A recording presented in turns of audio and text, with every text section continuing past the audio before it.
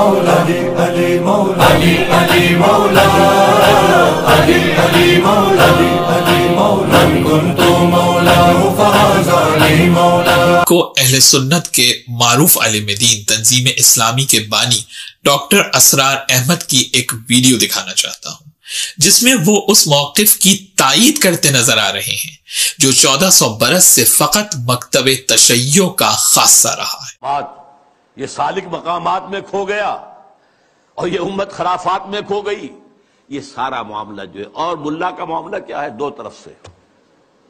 ملا نے سب سے پہلے، ہمارے فقہا نے متغلب کی حکومت کو جائز قرار دیا، یعنی اگر کوئی شخص اپنی قوت کے بل پر آ کر حکومت پر قبضہ کر لے تو جائز ہے، اور حکمران کے خلاف کوئی بغاوت نہیں کر سکتے جب تک کہ وہ تمہیں کفر کا حکم نہ دے۔ کفر کا کائے کو حکم دے گا؟ وہ اپنے عیش بنائے گا، اپنے محل بنائے گا، اپنے رنگ نلیاں کرے گا، آپ کو کفر کا حکم دینے کی ضرورت کیا ہے؟ یہ تصور ہے جو سنی اسلام کے اندر اس کی رگوں میں چلا گیا اور اس نے سن کر دیا اسلام کو۔ استثناء اگر ہے تو شیعہ اسلام ہے، وہ تسلیم نہیں کرتے، چاہے کھڑے نہ ہو، مقابلہ نہ کریں، تسلیم نہیں کرتے، ذہناً ریکنسائل نہیں کرتے، نفرت کرتے۔ یہی ان کی پوری تاریخ کے اندر ہے۔ لیکن ہمارے ہاں کیا ہے؟ شیخ الاسلام بن کر بیٹھے ہوئے ہیں۔ جیسے کہا نا ابن مولانا ابوالکلام آزاد نے کہ یہ اسلام کی حقیقت ہے، اسلام سمجھنا چاہتے ہو ہے کیا؟ صرف حسین، رمض قرآن حسینہ موختم زیاد شیو شورا فروختم۔ اقبال کہتے ہیں قرآن کی تفسیر تو ہمیں سمجھ ہی حسین سے آئی، جب حسین کو سمجھا تو پتا چلا کہ مسلمان طاغوتوں کے سامنے سر جھکانے کے لیے پیدا نہیں ہوا کہ ظالم تختوں پر بیٹھ جائیں، ہم صرف سر جھکاتے رہیں۔ میں پڑھوں گا کہ جب سے یہ نظریہ ایجاد کیا اہل سنت نے اور اہل حدیث نے کہ متسلط اور متغلب جو تخت پر بیٹھ جائے، بس نظریہ ضرورت کے تحت اس کو تسلیم کرو۔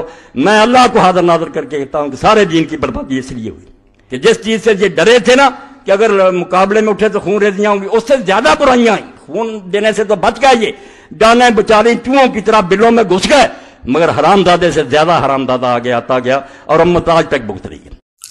یہ وسیع القلبی فقط مکتب اہل بیت میں ہے کہ ہم یہ نہیں دیکھتے کہ کون کہہ رہا ہے، بلکہ ہم یہ دیکھتے ہیں کہ کیا کہہ رہا ہے۔ اگر انسان ایک لمحے کے لیے بھی تعصب کی اینک اتار کر غور و فکر کرے تو حق اس کے سامنے خود بخود آشکار ہو جاتا ہے۔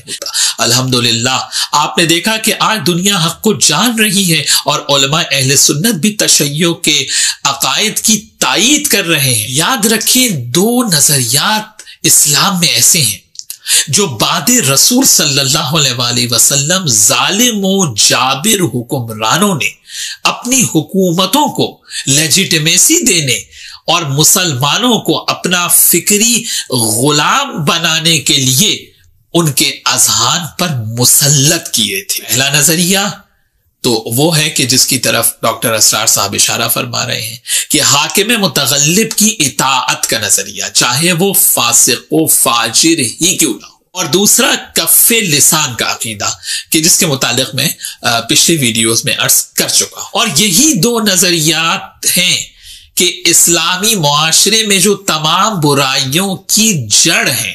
خود جا کے مطالعہ کریں، اپنے علماء سے پوچھیں کہ حقیقت کیا ہے۔ دیکھیے، سادہ الفاظ میں متغلب کی اطاعت واجب ہونے سے مراد یہ ہے کہ اگر کوئی زور زبردستی سے، قہر و غلبے سے، قتل و غارت گری سے، دہشت گردی کر کے حکومت کو حاصل کر، چاہے وہ بدکار اور فاسق و فاجر ہی کیوں نہ ہو، وہ امیر المومنین کہلائے گا اور اس کی اطاعت عوام پر واجب ہو جائے گی، تاکہ حقیقت سے ناآشنا عوام حاکم کے اعمال پر نگاہ کیے بغیر اسے فوراً امام مان۔ بعد رسول صلی اللہ علیہ وسلم اس نظریے کو ایجاد کیا گیا اور بنو امیہ کے دور میں اس کو قانونی اور شرعی شکل دے دی گئی، اور آج یہ ہمارے برادران اہل سنت کے مذہب کا حصہ بنا ہوا ہے۔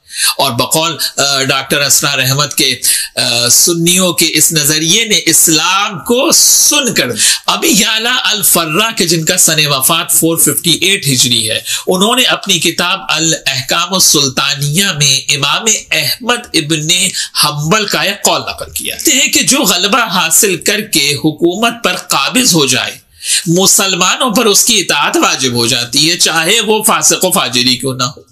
اور اس کے پیچھے نماز جمعہ بھی پڑھی جائے گی. اور انہوں نے جو اس بات کی دلیل دی ہے وہ دلیل بڑی دلچسپ ہے. جس طرح سے عمر ابن خطاب کے بیٹے عبداللہ ابن عمر نے نہ کہ صرف یزید کی بیعت کر لی تھی بلکہ بعد کربلا جب کچھ صحابہ اکرام نے یزید کی بیعت توڑ دی اس کا فسق و فجور دیکھ کر، تب بھی عبداللہ ابن عمر متغلب کی اطاعت کے باطل عقیدے کے تحت یزید کی بیعت پر قائم رہے. دیکھیے کہ ابتدا ہی میں نحنو مال غلبہ کا نعرہ مسلمانوں نے لگا دیا. کا مطلب کیا ہے کہ مصلحت اسی میں ہے کہ جو قبضہ کر لے بس اسی کے ساتھ ہو جاؤ، چاہے وہ شرابی ہو، زانی ہو، بد کردار ہو، قاتل ہو، فاسق ہو، فاجر ہو، اس کے پاس حکومت ہے بس اسی کو امیر المومنین کہہ دو. میرٹ، اقدار اور ویلیوز کی دھجیاں اڑا دی گئیں.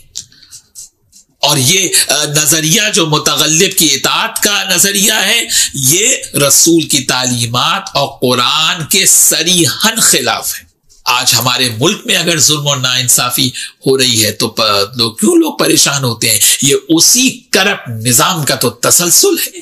آپ غور کریں کہ رسول اللہ صلی اللہ علیہ وآلہ وسلم کی بعثت کا مقصد مسلمانوں کے نزدیک بس یہ ہے کہ کوئی بھی شخص جائز و ناجائز طریقہ اختیار کر کے بس اقتدار پہ قبضہ کر لے اور دوسرے اس کے سامنے سرنڈر کر دے. یہ خالی رسول اللہ صلی اللہ علیہ وسلم کی آمد کا مقصد تھا؟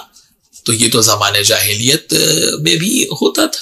دوسری بات یہ کہ مسلمانوں نے ظالم حکمرانوں کی سپورٹ کو مصلحت کا نام دے دیا. آپ کوئی بھی فقہ اٹھا کے دیکھ لیں اس میں موجود ہوگا کہ جو لوگوں کو گمراہ کرے جب تک وہ گمراہی رہے گی گناہ اس گمراہی کو شروع کرنے والے کا شمار ہوگا. میں جملہ کہہ دوں کہ قیامت تک لعنت ہوگی ان پر جنہوں نے لوگوں کو علی علیہ السلام کے راستے سے بھٹکا دیا تھا. دیکھیے کہ مکتب تشیع وہ واحد مسلک ہے جو ظالم و جابر کی اطاعت کو جائز نہیں سمجھتا. اسی بات کی طرف ڈاکٹر اسرار اشارہ کر 1400 برس سے تو آپ نے ساری توانائیاں بس اس بات پر صرف کر دی کہ جو اللہ کا منتخب کردہ ہے، جو اللہ کا نمائندہ ہے، اس کو آپ نہیں مانیں گے. آپ دیکھ لیجئے ملت آج اس کا نتیجہ بھگت رہی ہے، جبکہ اللہ قرآن میں یہ کہہ رہا ہے کہ جانشین میں بناتا ہوں، خلیفہ میں بناتا ہوں.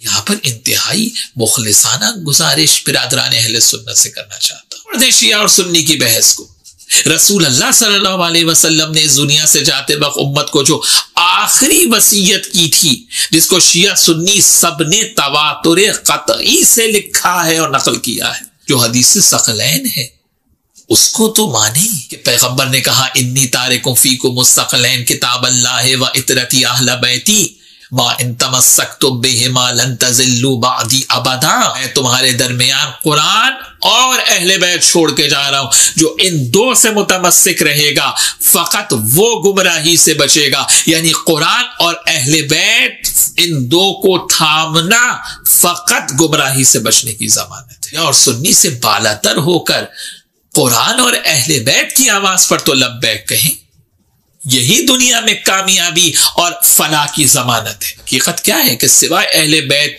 کے سب سے مسلمان دین لینے کو تیار ہے. مسلمانوں کی تباہی کا اصل سبب ہے. ملک کے وزیر اعظم سے کہتا ہوں کہ اگر واقعی ریاست مدینہ چاہیے تو کھولیں نہج البلاغہ اور علی علیہ السلام کے خطبات، مکتوبات، اقوال کو پڑھیں. ایک فلاحی ریاست کا پورا ایک مکمل اور کامل نظام حضرت علی علیہ السلام نے اپنے خطبات، مکتوبات اور اقوال میں بیان کیا. کاش بعد رسول مسلمانوں نے اہل بیت کا دامن تھام لیا ہوتا.